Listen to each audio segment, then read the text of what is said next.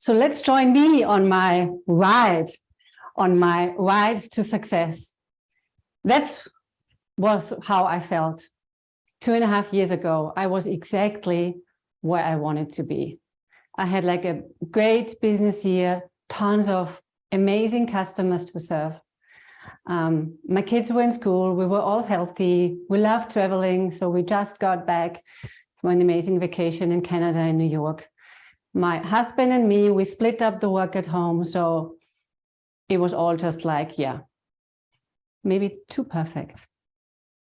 And then, as you probably all know, March 2020 arrived, and with March 2020, COVID arrived in our lives. For me, at that point of time, it was like a huge stop sign right here in front of my face. My calendar had been full with appointments, with events, with workshops, and within a week, it was empty. My business disappeared. Every day, a customer contacted me with a cancellation and said, I'm sorry, yeah, we have to cancel. And I felt so sad, so desperate. I've been building up such a lot the last couple of years, and all this was just like gone. And I felt like I wanted to sit in this corner and just feel sorry for myself and just stay there forever. And when my friends and colleagues and my family asked me how my business was going, I told them that it just disappeared within a week. And the answer I got was, don't worry, you have a husband. And, from my analytical self thought, hey, actually they are right. I live a very privileged life, having a husband, yes. And also my husband provided financial stability during these times, no doubt about this. But the question, this answer sounded so wrong to me. And I felt, like this fury, this anger coming up from deep inside me, because I knew if it were the other way around, if my husband had no job anymore, no one would have said to him, don't worry, you have a wife. I'm sure no one would have said that. And in addition, there was kind of no appreciation for my own work that I've been building up for years. It was like my baby I have been nurturing. I have been giving tons of energy to, building, educating myself. And society wanted to tell me that this does not mean anything. I don't think so. Give me a break. The next person, a dear colleague who told me this sentence, I'm still a little bit sorry for herself, I have to admit, because she got part of my fury at that time, my anger building up. But we know each other quite well, so it was okay. And we listened to each other. We explained our situations. And I learned what side she's coming from, where this sentence is coming from. And she got a better understanding how I was feeling. So the acceptance for both of us grew. So mentally, I was still sitting in the corner feeling sorry for myself, but in real life, I had to work, I had to function because I had 3 children at home. Homeschooling, they were all of a sudden home in distance learning. So there was no time for me to be sitting there feeling sorry for myself, although mentally I did. And my husband was part of the crisis unit, so he was not home either. So it was all up on me. And I felt like I'm like the maid of everything, being responsible for everything, for cooking, feeding these hungry children 24/7, like food providing, cleaning, mentally, preparing school, everything. And this was not where I wanted to be. No, because that's not me. And this is also not what family means to me. Family for me means, hey, we're doing this together. We're sitting in this boat together. So we need to think it together. So I spoke up, giving this feeling a language. And we had like a great conversation one day at dinner, the whole 5 of us. And actually talking about it, we came up with solutions that I, by myself, would have never thought of. To give you some examples, what we decided. First of all, we decided to clean the apartment together on a Saturday, 10 a.m. for an hour. And you know, if 5 people are cleaning an apartment together, the load is on 5 shoulders.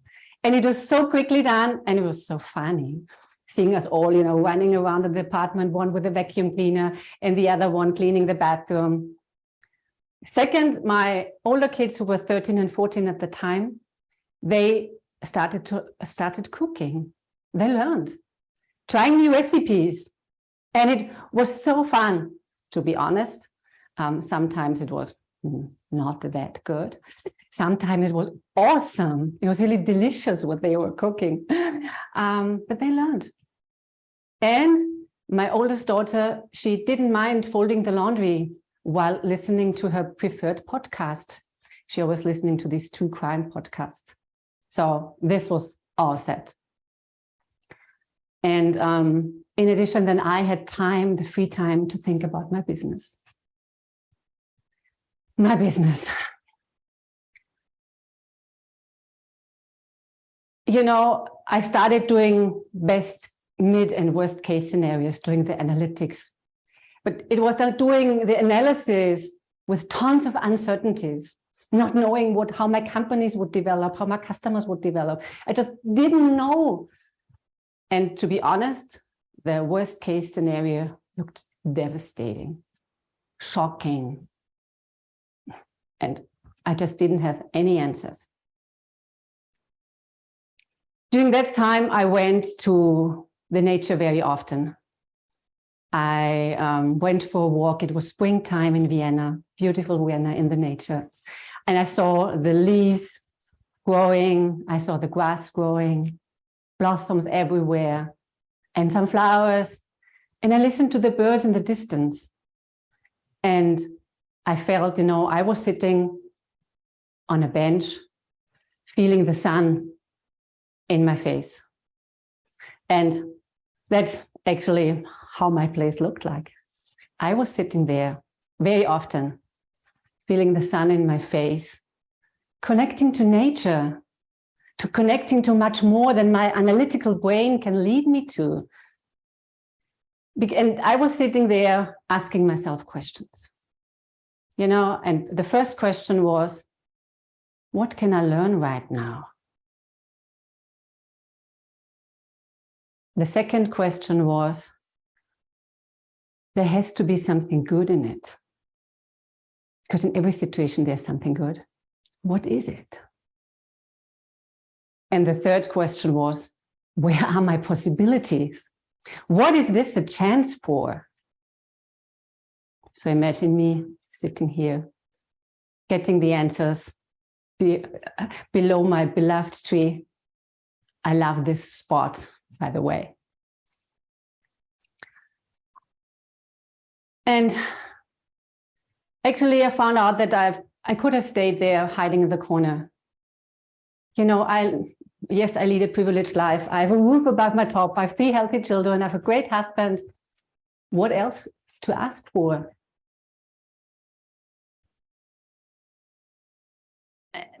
And the thing was, in addition, that in lots of magazines, everywhere there were the messages, oh, these poor women going back, you know, to this traditional house, to these traditional roles, being responsible for everything at home. And I thought, hey, if we're giving this message to the people, they will not change the status quo because we will stay where we are. We need to give the women, the people out there, a different message. It has to be something different, something encouraging, something, hey, move forward. And I wrote in a magazine a sentence, a quote that I especially liked during that time, because that was also how I felt.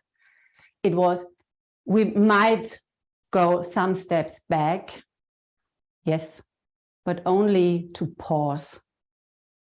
only to find our inner strength and then to keep on running, to go and to be ready for the next big step ahead or jump.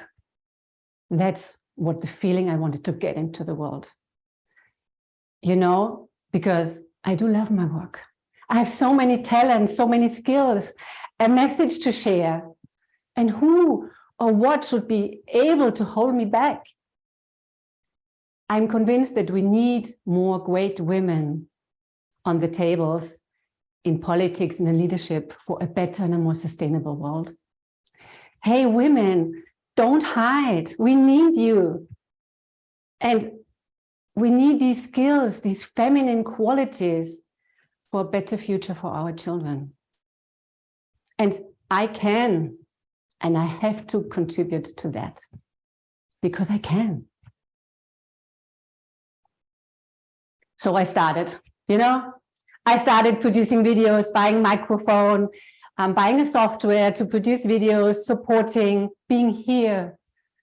I developed new skills. I had to learn something new. I learned digital marketing. I showed up on social media. And I still remember my first online workshops with an international group of women trying new gadgets and tools. Oh my God. But we all managed, didn't we? And during that time, was I scared? Yes. Did I do it anyhow? Yes. Because at that time, I remembered what a lifeguard once told me. You know, we were, a summer years ago, we were at the lakeside as a family, and there was this diving platform. And this diving platform, you could jump into the lake from a height of 3, 5, 7, and 10 meters. So I followed my inner voice. I had to go up there and jump. There was no doubt about this. So I went up there, you know, 3 and 5 meters were locked. So I had to go all the way up to 7 meters, and I had to wait because there was a line. And actually, I've never done this before. So there was this lifeguard, you know, taking care of everything. And I asked the lifeguard for advice. And he told me, go a little bit back, you know, all the way till the end of the platform, and then continue walking, head straight, focus, and just keep on walking until at the end, you just will fall down. And the most important message he said was, don't overthink, just do it. And so I jumped into the unknown from 7 meters height. It was a long time in the air, by the way, and a long time under the water. But I was so proud of myself. I got off to the water. You should have seen me smiling from there to there. And what I loved most about this, in addition, that in the afternoon, my children took their turn too and jumped from this diving platform. I was so proud of them as well.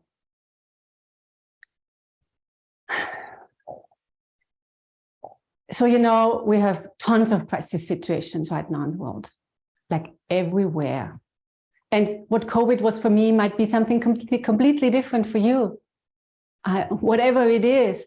But we need to find answers and solutions that are far bigger, far beyond where our analytical skills are leading us to. Because if you have access and trust your intuition, trust your gut feeling, or follow your heart, however you would call it, however you want to do it, you will find better solutions. And I don't care. It might be, for example, if you want to talk to your boss or to your colleague tomorrow, take your gut feeling and do it. Or if you're weighing the pros and cons and can't find a solution because your head is just like going, just ask your gut feeling or ask your heart. You find different solution, I'm sure. But if you're doing a presentation or applying for a job, you know, there's so much analytics, so much data, so much artificial intelligence out there. And that's why we need to have a higher level to make great decisions and solutions. Because it's up to you and you can do it. Please go ahead and just do it. Thank you. Thank you.